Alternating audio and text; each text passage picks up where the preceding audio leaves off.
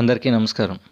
ఇంతకు ముందు వీడియోలో మనం నన్నయుగం, శివకవి యుగం, తిక్కన యుగం గురించి, ఆ యుగ కవులకు సమకాలికులను గురించి పోయిన వీడియోలో తెలుసుకున్నాం. ఇప్పుడు 4వ యుగమైన ఎర్రన యుగం గురించి తెలుసుకున్నాం. మనకు ఎర్రన గారు కవిత్రయంలో 3వ వారు. ఈయన 14వ శతాబ్దానికి చెందినవారు. ఎర్రన గారు ప్రోలయ వేమారెడ్డికి పరిచయం చేసినది అతని తమ్ముడైనటువంటి ప్రోలయ మల్లారెడ్డి. ఈయనని శంభుదాసుడు, ప్రబంధ పరమేశ్వరుడు అనే బిరుదులు కూడా ఉన్నాయి. సూక్తి వైచిత్రి, వర్ణనాత్మక శైలి ఇతని కవితా లక్షణాలుగా మన సాహిత్యకారులు పేర్కొన్నారు. ప్రోలయ వేమారెడ్డి ఈయన అలంకరించినటువంటి ఆస్థానం. పోతమాంబిక, సూర్యనారులు ఎర్రన గారి తల్లిదండ్రులు. ఎర్రపోత సూరి ఎర్రన గారి తాతగారు. గురువు శంకరస్వామి. ఇంటి పేరు చెదలవాడ. ఇక వీరి రచనల విషయానికి వస్తే, రామాయణం మొదటి రచన, రెండవది హరివంశం, మూడవది అరణ్య పర్వశేషం, నాలుగవది నృసింహ పురాణం, ఐదవది కవిసర్పగారుడము. ఇది చందో గ్రంథము. కస్తూరి రంగకవి ప్రస్తావించబడింది. సరే, ఇప్పుడు వారి రచనల గురించి తెలుసుకున్నాం కదా. వారి రచనలో ఉన్నటువంటి కొన్ని ముఖ్యమైన అంశాలను ప్రశ్నల రూపంలో తెలుసుకుందాం. మొదటగా రామాయణం. ఎర్రన రామాయణం రచించమని కోరినది ఎవరు అంటే ప్రోలయ వేమారెడ్డి గారు. రామకథను మునుము చెప్పించి అత్యుత్తమ ఖ్యాతి నొందితి అని పలికినది ఎవరు? సమాధానం ప్రోలయ వేమారెడ్డి గారు. రామాయణ రచనా ప్రసంగము ఏ కావ్యంలో చేశాడు? సమాధానం హరివంశంలో. ఇది రామాయణానికి సంబంధించిన ఎర్రన గారికి సంక్షిప్త సమాచారం. ఇక రెండవది హరివంశం. గోప కవిత్వాన్ని రాసినటువంటి మొట్టమొదటి కవి ఎవరు? సమాధానం ఎర్రన గారు. ఈ హరివంశానికి మూలం ఏది? సమాధానం సంస్కృత హరివంశం.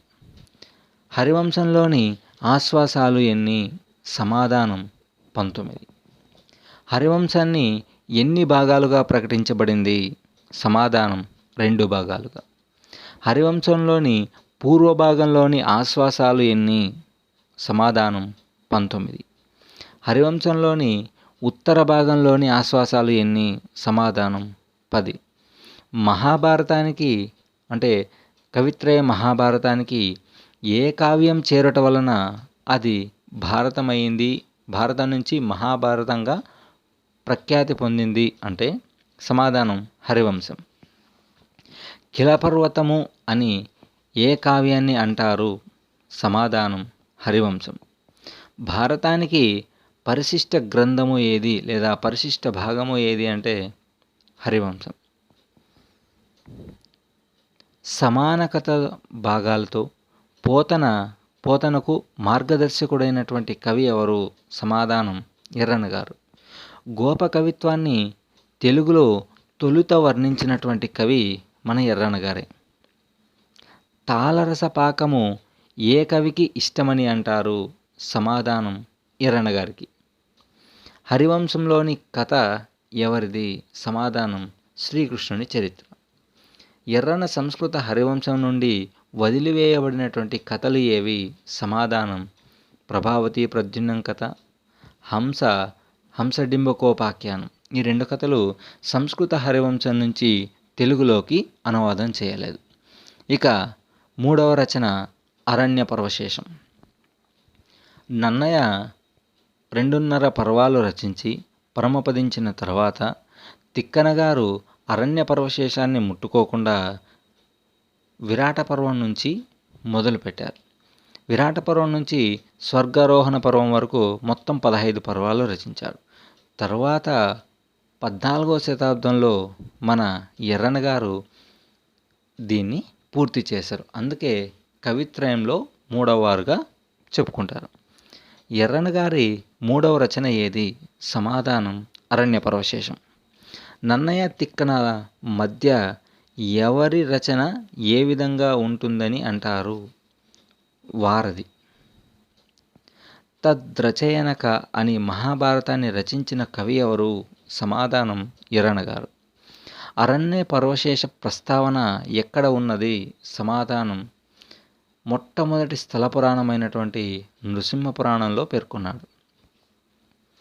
ఉన్నత సంస్కృతాది చతురోక్తి పదంబుల కావ్యకర్త అని ఎర్రనను ప్రశంసించినది ఎవరు? సమాధానం ఎర్రపోత సూరి. వారి తాతగారు నృసింహ పురాణం అవతారికలో పేర్కొన్నారు. ఎర్రన అరణ్య పర్వశేష భాగాన్ని ఎవరికి అంకితమిచ్చారు? సమాధానం మన మహాభారతం తెలుగులో అనువాదం అవ్వడానికి కారకుడైనటువంటి రాజరాజ నరేంద్రునికి తన అరణ్య పర్వశేషాన్ని అంకితం ఇవ్వడం జరిగింది. ఎర్రన భారత ఉద్దేశ్యం ఏది? సమాధానం కవీంద్ర కర్ణపుట పేయము. మధ్యాకర పద్యాలు వాడినటువంటి కవిత్రయ కవులు ఎవరు? సమాధానం నన్నయ్య గారు, ఎర్రన గారు. ఎర్రన మధ్యాకర పద్యాలను ఏ కావ్యంలో రచించాడు? సమాధానం మహాభారతంలోని అరణ్య పర్వశేషంలో. ఎర్రన తొలి పద్యం ఏది? సమాధానం స్ఫురధరుణాంశు రాగరుచి అనే పద్యం. అంబా నవాంబుజోజ్వల అను పద్యంలో ఎర్రన ఎవరిని స్తుతించాడు? సమాధానం సరస్వతీదేవిని. ఎర్రన సరస్వతీ స్తుతిని ఎవరి చేత చేయించాడు? సమాధానం తార్యాక్షుడు. ఎవ్వరి దాన వంబుజ దలేక్షణ అను పద్యం ఏ సందర్భంలోనిది? సమాధానం పరీక్షిత్ మహారాజు వేటకు వెళ్ళి ఒక స్త్రీని పలకరించినప్పుడు పలికినటువంటి సందర్భంలోనిది ఈ పద్యం. రామాయణము రామకథ ఏ పర్వంలో ఉన్నది? సమాధానం అరణ్య పర్వశేషంలో. యక్ష ప్రశ్నలు ఎన్ని? సమాధానం 72. యక్ష ప్రశ్నలు మహాభారతంలో ఏ పర్వంలో ఉన్నాయి అని చెప్తారు? సమాధానం అరణ్య పర్వశేషం.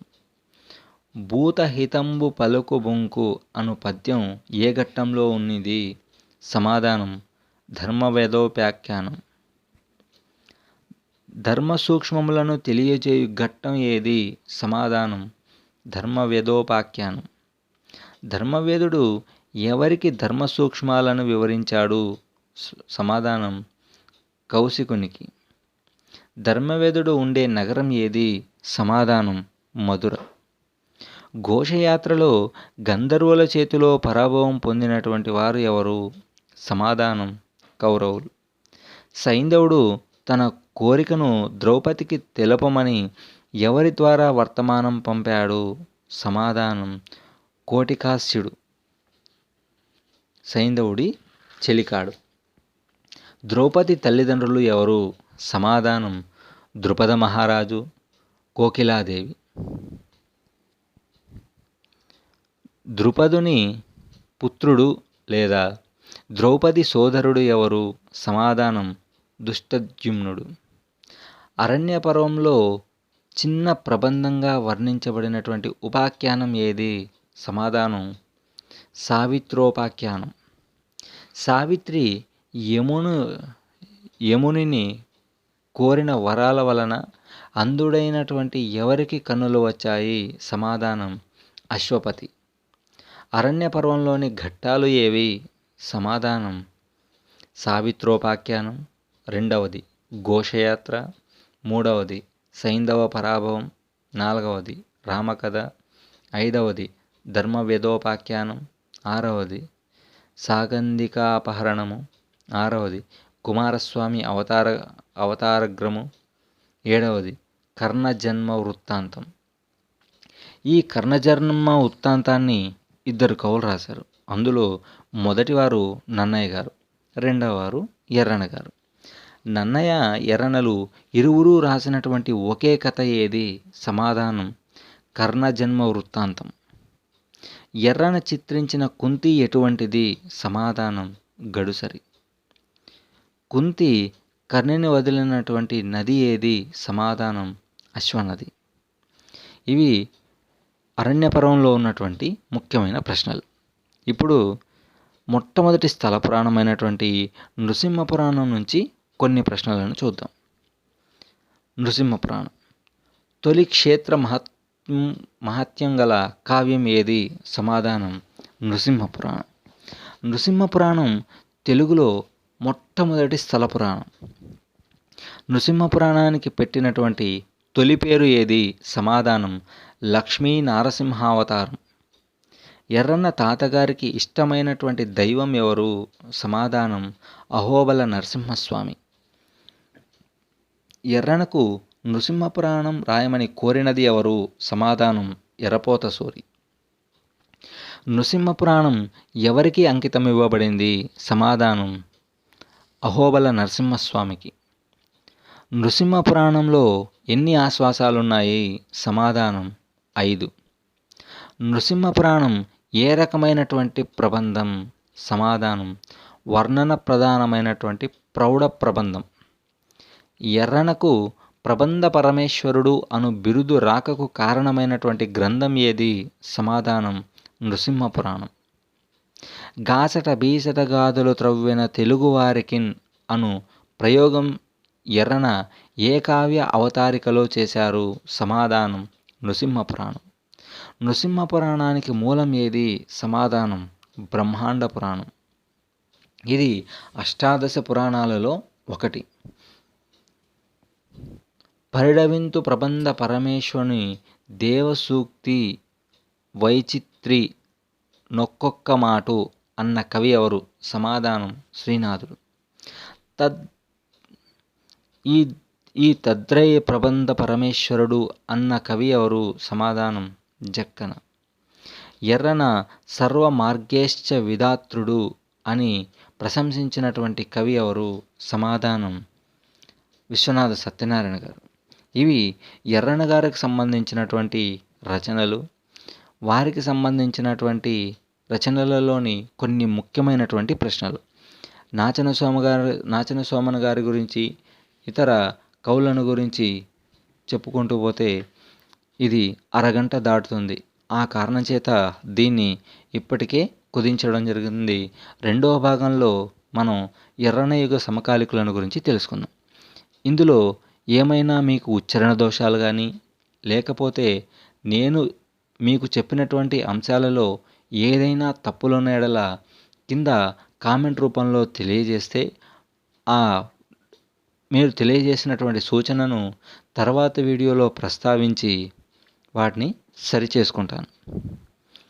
ఇంతటి అమూల్యంగా మా ఛానల్ని ఆదరిస్తున్నటువంటి ప్రేక్షకులకు గురూజీ తరఫున ధన్యవాదాలు.